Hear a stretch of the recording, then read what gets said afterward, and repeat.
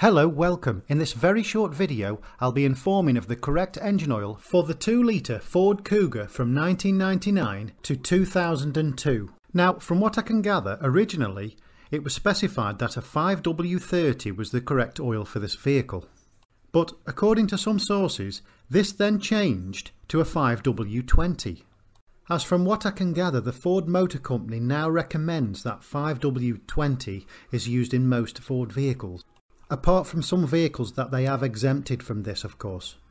And the reason for the change is that the 5W20 is an improved formulation, and according to testing, this improves fuel consumption without any adverse effects to the engine.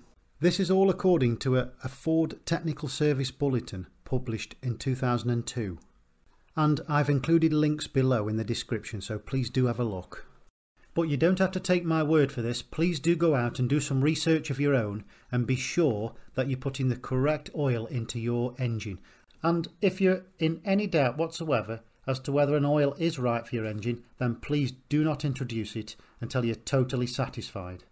And as I've said, this was a very quick video with some quick information here. But if you do know any more about the engine oil of this particular vehicle, then please do comment in the section below. Thank you for watching.